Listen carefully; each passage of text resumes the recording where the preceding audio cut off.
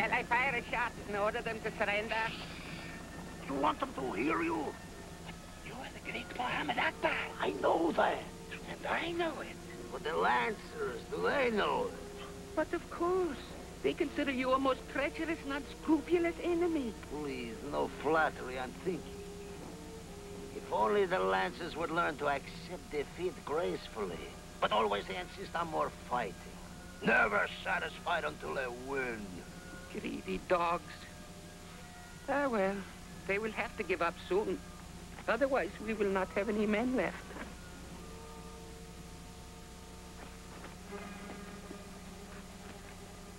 Enter, Yusin Karim. You have come in time to hear our decision. Akbar is no longer fit to be Malik. But he is Malik, and a very great one. We are tired of his greatness. He has lost us too many battles. He has caused us to lose honor. Oh, he himself has told me. This is all part of his plan.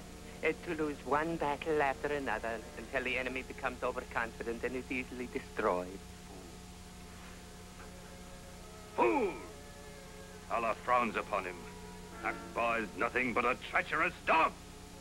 But this is treason. I am faithful to the Malik. I believe in him. I'll say the rest of you. Do we rid ourselves of the cursed Akbar?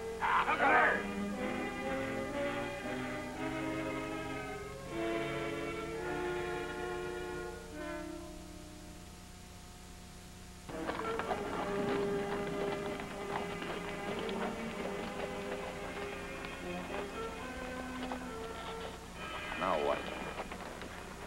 Muhammad Akbar's men. They want to talk. Not to me, they won't. We've tried talking to them before. Draw your rifle. We'll give you 1 minute to crawl back under the rocks before we open fire. But we are carrying a flag of truce. Since when does that mean anything to the followers of Muhammad Akbar? Your minute's just about up. We are no longer the followers of Muhammad Akbar. What? I am the new Malik, by the will of Allah and the majority of the tribe. Majority of the tribe, eh? Then Akbar is dead. No, but he is our prisoner, and we stand ready to deliver him to you. If Akbar isn't dead, he's up to something. And this is part of it. Well, let's hear the rest of it. All right, where is he?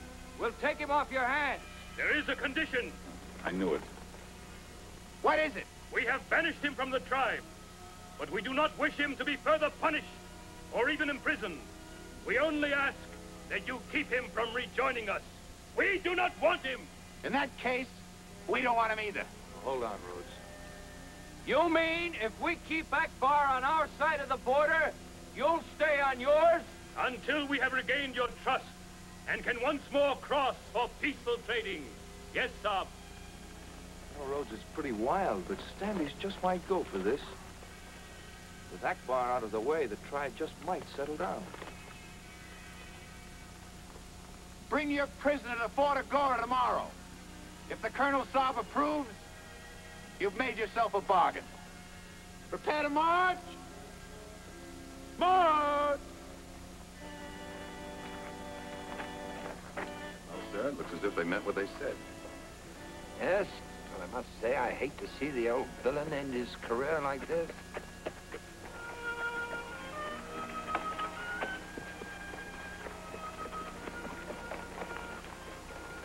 Akbar, are you aware of what's been proposed? It would appear that a man cannot trust his no-good friends. But naturally, my enemies, being men of honor, will have no part of this treachery. Treachery? I've been told it was a majority vote. Since when does the majority rule in the affairs of state? This is not a democracy. Followers are followers. Leaders are leaders. It seems things have changed, Akbar. You mean you would encourage these traitors? We made a bargain. We'll stick to it. Now may Allah mark this as a final blow, when one cannot even trust his enemies. We will keep the bargain, Colonel Saab. May good go before your face. We'll keep Akbar on our side of the border. May Allah be your friend, Jaffa Khosrodri. And now, With your kind permission, I will take the horse. But Muhammad Akbar, you promised the horse to me. True. And the great Muhammad Akbar never breaks a promise. Except, of course, when it is absolutely necessary. Stay back, traitor! To a faithful but misguided follower, I give my horse. Stand back, fool. I am the Malik now, and this is a Malik's horse. I do not walk while my followers ride.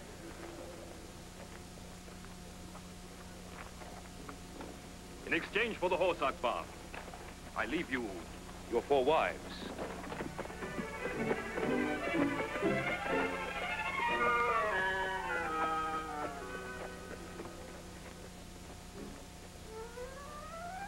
Very generous.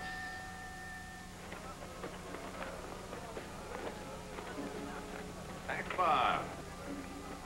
Ah, greetings to my old enemies who are now my friends. We've been looking for you, Akbar. Why haven't you reported to the fort? Because I am no longer dependent upon your generosity. You see before you now, no longer a poor and humble border chief, but Akbar, the successful trader. Notice the results of my bargaining. This majestic animal now belongs to me. Just a minute, Akbar. The last time we saw you, you didn't have 1 rupee. What could you have traded for a camel? Oh, you forget, Roadside. My wives. All 4 of them? They were getting old.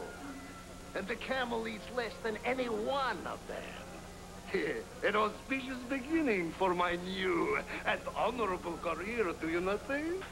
Well, carry on, Akbar.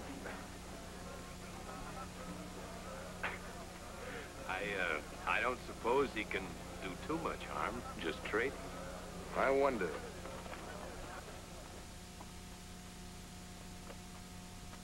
Yusim Karim, my brother. The great Malik is returning to his tribe.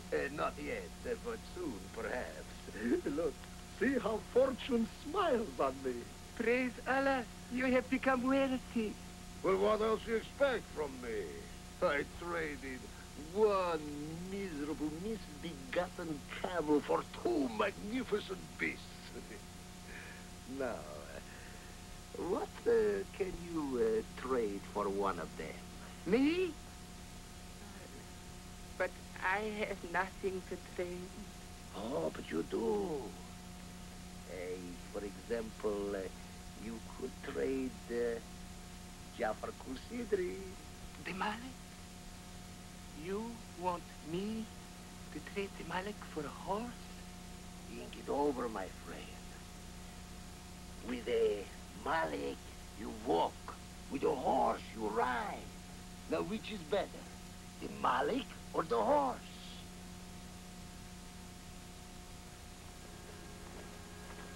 Wait. If Colonel Standish wishes to see me, why not at the fort?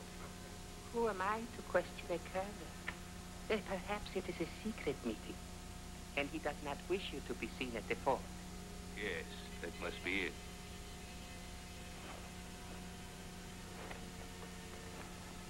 This is the appointed place.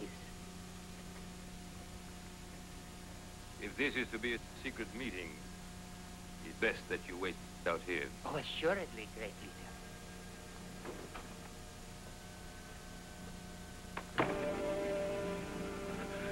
So, Yusin Karim has betrayed me. It is contagious. Do you mean to kill me? Kill you? I am no murderer, but a humble trader. As you yourself arranged. I traded 1 very fine horse for you. Then you plan to hold me for ransom. I can raise perhaps 100 rupees. Ah, you are too modest. Surely you place a higher value on your life than that. You know the tribe is poor. What more can I offer you? The tribe itself? What? You traded me to the British for leadership. Well, grudge. I will be fair. I trade your life to be the leader again. But that cannot be. It will be. You will command the tribe to follow the great Muhammad Akbar as in the past. And you yourself will take an oath to obey me. If you value your life, you will swear to this by the beard of the Prophet. Swear!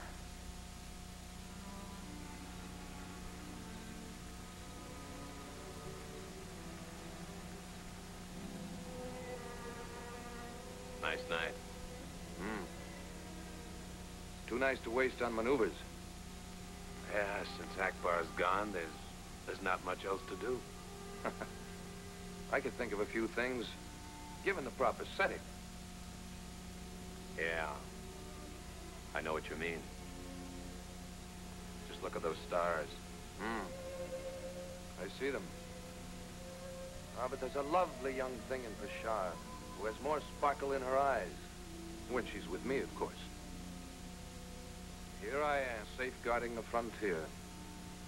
The sacrifices that girl makes for the Empire. Go to sleep, Willie. You're breaking my heart. All right. If I dream anything important, I'll keep you advised. Do that. Night. Night.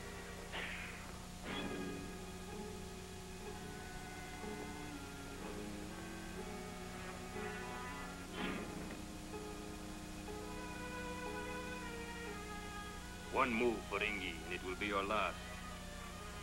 So this is how you keep your bargains. I am no longer the Malik. Akbar has returned. Ho! Lancers! Drop your rifles and surrender, or your officers die. Open fire, that's an order. Drop your guns and no one will be shot. You heard the order, open fire. We cannot, Sam. You see, my friends, I traded my wives for a camel for 2 horses, a horse for a Malik, and a Malik for his followers. Now, I trade you for your squadron. The great Muhammad Akbar has done well, do you not think? For a poor and humble trader.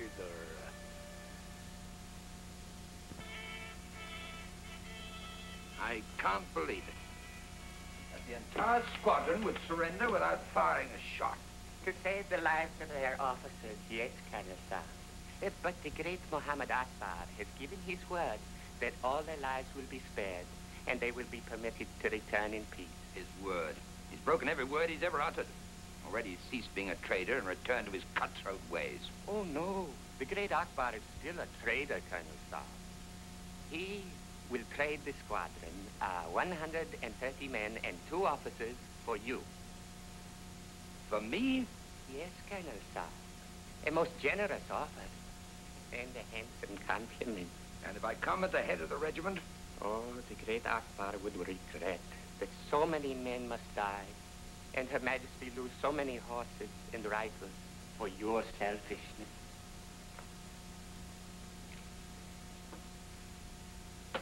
All right, Kareem.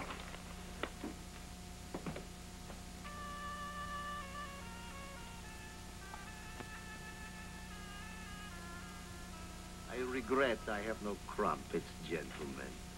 That's all right, Akbar. After drinking your tea, who could eat? Oh, you are too kind. Must put quite a strain on your hospitality, though. Entertaining 132 guests on such short notice. Oh, true. So many mouths to feed, and your men eat so much. Oh, I do hope your Colonel Standish will give himself up soon. I cannot afford as many victories like this. Really, Akbar, you don't expect the Colonel to deal with you. Naturally. He cannot expect me to support you for the rest of my life. Well, look, anytime you want us to leave, don't be embarrassed. We'll understand. No, please. It is my privilege. I welcome your company. You know, it is a curse of all great men, like myself, to be lonely. Oh, You? of course. I cannot confide in my followers. They are fools. It is only with my enemies that I can enjoy friendly companionship. You understand me. Well, it isn't easy. Well, in any case, your colonel understands me. That's right. That's why it'll be a cold day in July before he accepts your invitation. Colonel Standish has arrived, Great Malik, alone and unarmed. Well, gentlemen, do you feel a sudden chill? Very unusual for the middle of July. Welcome, Colonel Sahib, just in time for tea. Colonel Standish, you've made a mistake.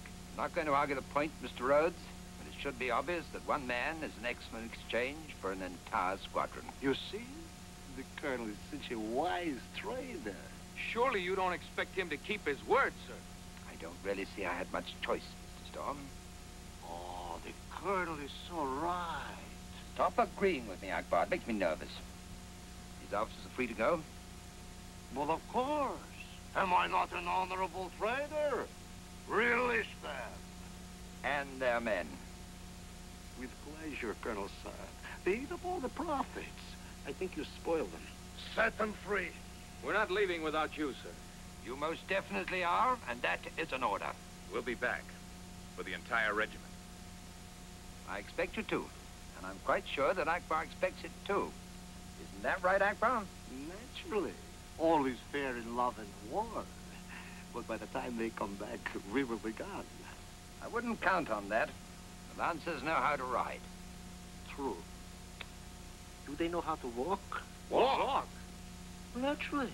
You do not expect me to give back the horses and the guns. Akbar, we made a bargain. For the men, yes. Surely you would not deny me an honest profit for my efforts. Farewell, Lancers. We part as friends. If you say so. But we'll meet again as enemies. Oh, that is even more to my liking. Forward. March. I'd say this was far enough, Willie, wouldn't you? Yes, we haven't been followed. That means Akbar's reception committee is probably waiting at the pass. Yes, I'd say this is as good a place as any. Mm-hmm. Daftar Lal Singh. Yes, Rhodes Saab? Get the men off the trail. Keep them out of sight. We're staying here till nightfall. Till nightfall, Rhodes Saab? Yes, we can never make Fort Agora like this. So we're going back for our guns and horses. And Colonel Standish. We still have our knives, Lal Singh. Pass the word. With very great pleasure, Storm Saab. You seem restless, Colonel Saab. But do not worry. Your Lancers cannot return before noon tomorrow. And we will fold our tents by dawn. So there is no hurry. I'm curious, Muhammad Akbar. You didn't trade a full squadron for me just because you enjoy my company. What do you intend to trade me for? I have given this matter a great deal of thought, Colonel Saab. And I am convinced that with a little luck, I can trade you for Fort Agora. Fort Agora? Why not? I traded a camel for a colonel.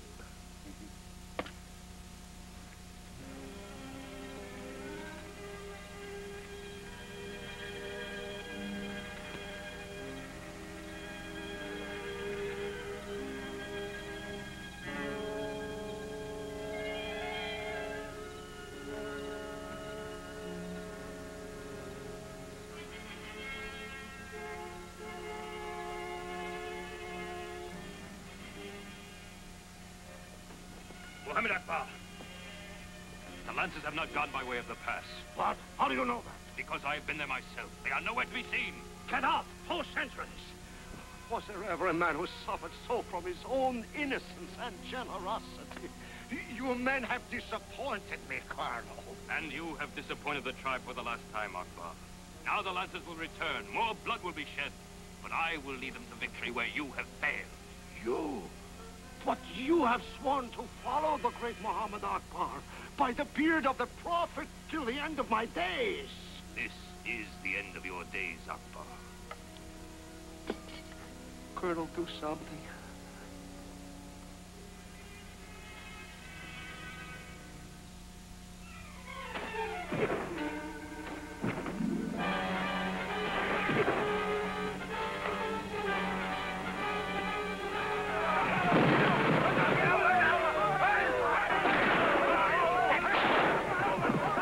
He's getting away.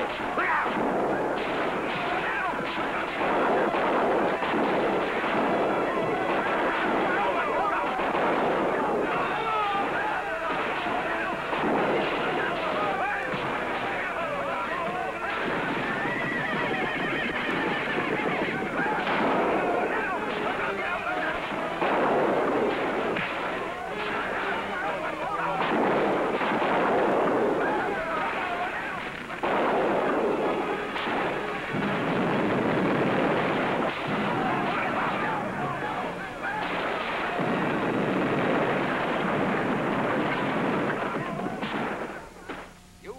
People are fools, Abdul-Zar Khan. He gave you the freedom to cross the border to trade again in peace, and you turned back to Muhammad Akbar. We had no choice. Jafar Sidri gave the order. Trusting Sidri was my mistake, but trusting Akbar was yours. I know he didn't mean it to end like this, but he's the one who brought us to it all the same. His infernal trading. Look, I'll make you a trade, Abdul-Zar Khan. Trade, Colonel Saab? Yes. If you can get a message to Muhammad Akbar wherever he is, tell him this. If he'll surrender himself to us here before another night falls, we'll allow your tribe to go free. The entire tribe? The entire tribe. The colonel's not a bad trader himself.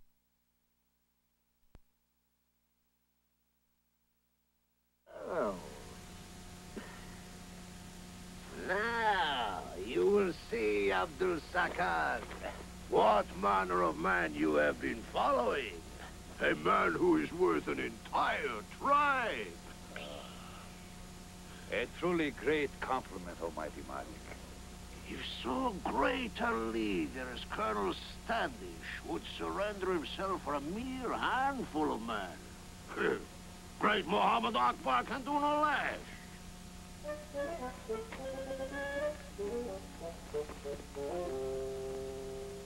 Well, here he comes. You know, I didn't think he cared enough about his people to go through with it. He doesn't. He just can't resist playing the martyr.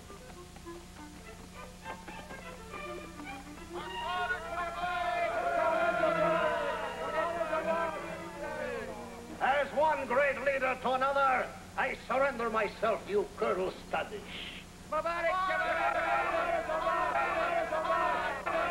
Right through taking your bows, Akbar, please fall in between Mr. Rhodes and Mr. Storm. With pleasure, Colonel Standish. Farewell, my friends, farewell. Do not despair. All is well. The great Muhammad Akbar will return. On some cold day in July.